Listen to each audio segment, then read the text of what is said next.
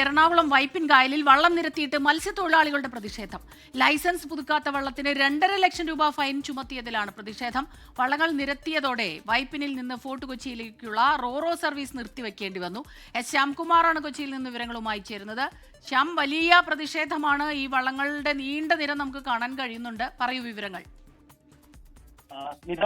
കഴിഞ്ഞ ദിവസമാണ് ഈ ഫിഷറീസ് എൻഫോഴ്സ്മെന്റ് വിഭാഗം ലൈസൻസ് തീർന്ന ഒരു ബോട്ടിന് 2.5 ലക്ഷം രൂപ പിഴ ഈടാക്കണമെന്ന് നിർദ്ദേശം നൽകിയത്.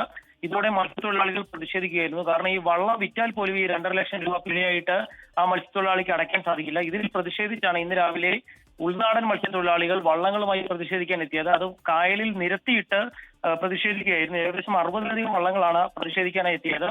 ഇതോടെ വൈപ്പിനിൽ നിന്ന് ഫോർട്ട് കൊച്ചിയിലേക്കുള്ള റോറോ സർവീസ് പൂർണ്ണമായും തടസ്സപ്പെട്ടു. ഇതിനു പുറമെ സഞ്ചാരികളുമായി കായലിലൂടെ പോകുന്ന ബോട്ടുകൾക്കും ഒന്നും മുന്നോട്ട് പോകാൻ കഴിയാത്ത സ്ഥിതിയും നിലവിൽ ഉണ്ടായിട്ടുണ്ട്.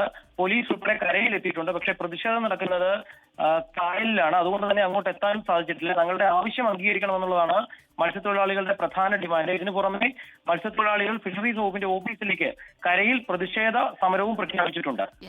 താങ്ങാനാകാത്ത വിധം വലിയ തുക, കനത്ത പിഴ ചുമത്തിയതിലാണ് ഇപ്പോൾ മത്സ്യത്തൊഴിലാളികൾ വലിയ രീതിയിൽ പ്രതിഷേധവുമായി എത്തിയത്. എസ് ശ്യാംകുമാറാണ് കൊച്ചിയിൽ നിന്ന് വിവരങ്ങളുമായി നമുക്കൊപ്പം ചേർന്നത്. ലോകത്തെവിടെയായാലും ഏത് സമയത്തും 24 വാർത്തകളും ഓഗ്മെന്റഡ് റിയാലിറ്റി പാക്കേജുകളും എക്സ്പ്ലെയിനറുകളും വിശദമായി കാണാൻ ഞങ്ങളുടെ യൂട്യൂബ് ചാനൽ നിങ്ങൾക്ക് സബ്സ്ക്രൈബ് ചെയ്യാം.